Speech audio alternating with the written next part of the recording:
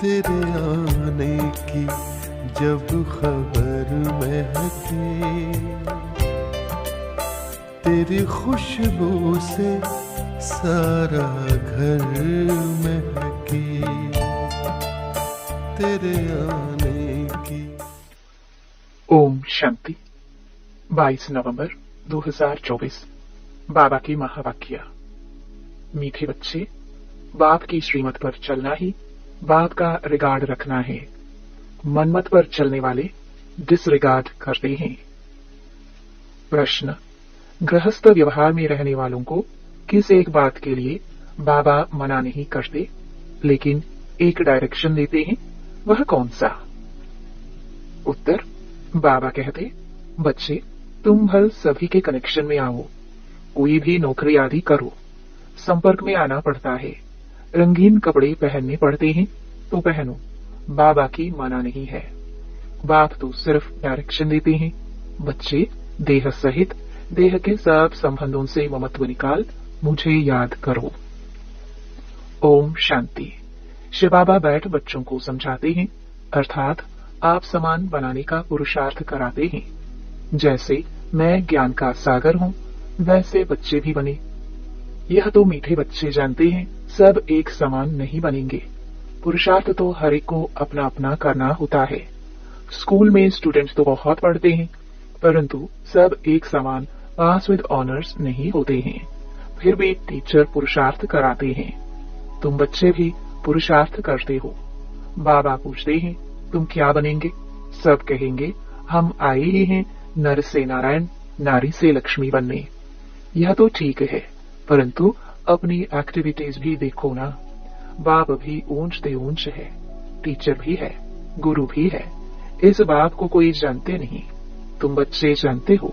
शिव बाबा हमारा बाबा भी है, टीचर भी है, सतगुरु भी है, परंतु वह जैसा है वैसा उनको जानना भी मुश्किल है।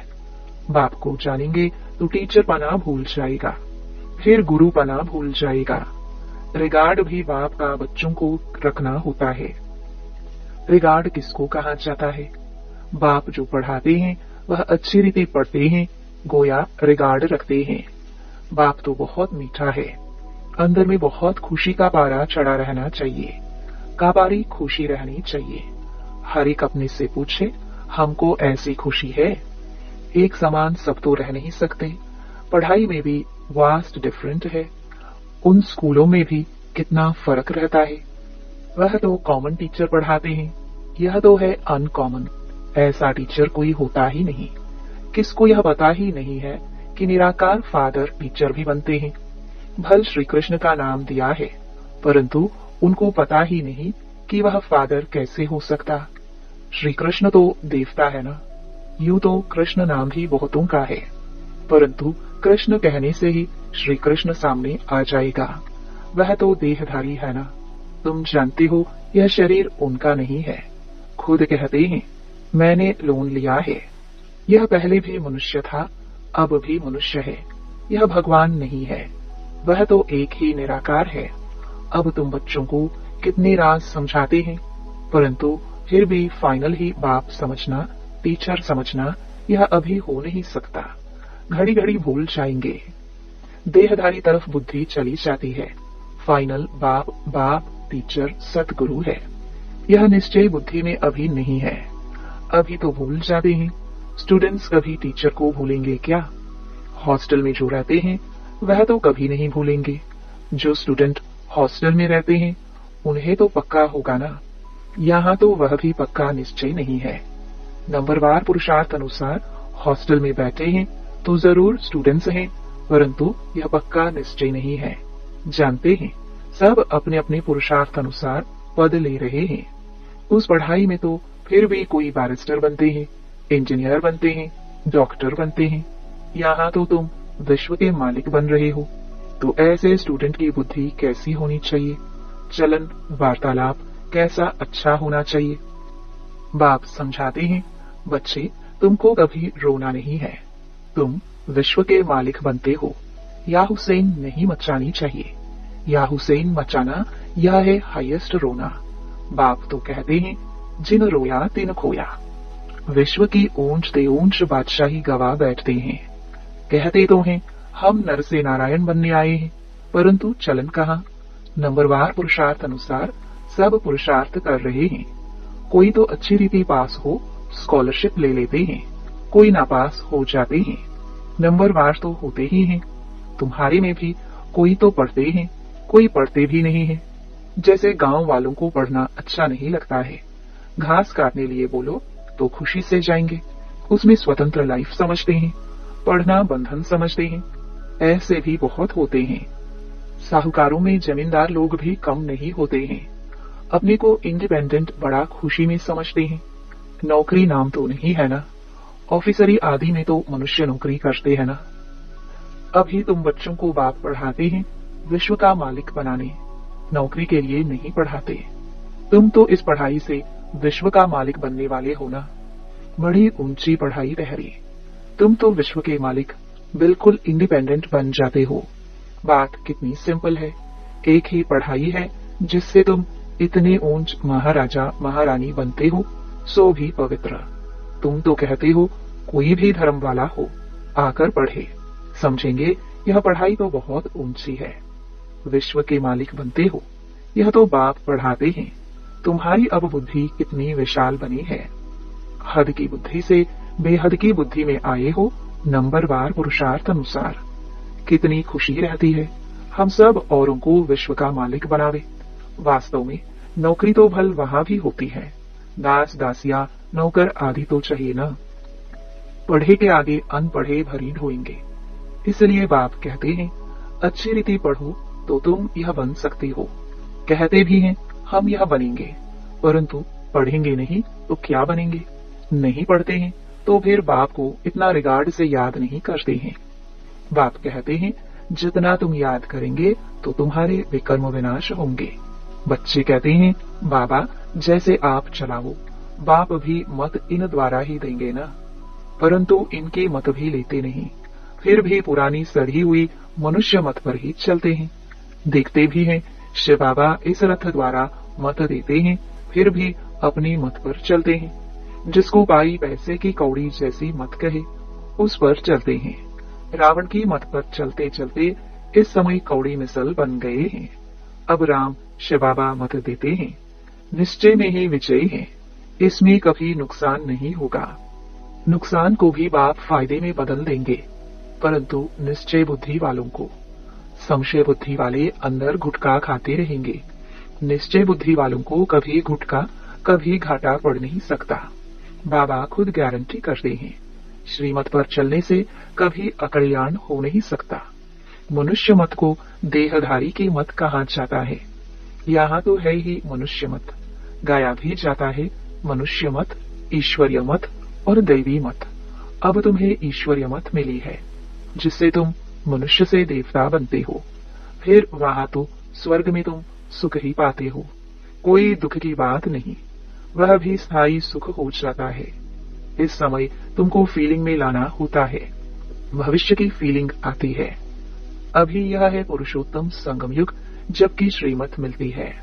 बाप कहते हैं मैं कल्प कल्प कल्प के संगम युग पर आता हूँ, उसको तुम जानते हो, उनकी मत पर तुम चलते हो। बाप कहते हैं बच्चे गृहस्थ व्यवहार में भल रहो। कौन कहता है तुम कपड़े आदि बदली करो, भल कुछ भी पहनो। बहुतों से कनेक्शन में आना पड़ता है। रंगीन कपड़ों के लिए कोई मना नहीं करते हैं, कोई भी कपड़ा पहनो, इनसे कोई ताल्लुक नहीं। बाप कहते हैं देह सहित देह के सब संबंध छोड़ो, बाकी पहनो सब कुछ, सिर्फ अपने को आत्मा समझ बाप को याद करो। यह पक्का निश्चय करो। यह भी जानते हो आत्मा ही पतित और पावन बनती है। महात्मा को भी महान आत्मा कहेंगे, महान परमात्मा नहीं कहेंगे। कहना भी शोभता नहीं। कितनी अच्छी पॉइंट्स हैं समझने की। सतगुरु सर्व को सदगति देने वाला तो एक ही बाप है, वहां कभी अकाली मृत्यु होती नहीं। अभी तुम बच्चे समझते हो बाबा हमको फिर से ऐसा देवता बनाते हैं। आगे यह बुद्धि में नहीं था। कल्प की आयु कितनी है यह भी नहीं जानते थे। अभी तो सारी स्मृति आई है, यह भी बच्चे समझते हैं। आत्मा को ही पाप आत्मा, पुण्य आत्मा कहा जाता है। पाप परमात्मा कभी नहीं कहा जाता। फिर कोई कहे परमात्मा सर्वव्यापी है तो भी कितनी बेसमझी है। यह बाप ही बैठ समझाते हैं। अभी तुम जानते हो 5000 वर्ष के बाद पापात्माओं को पुण्य आत्मा बाप ही आकर बनाते हैं। एक को नहीं, सब बच्चों को बनाते हैं। बाप कहते हैं तुम बच्चों को बनाने वाला मैं ही बेहद का बाप हूँ।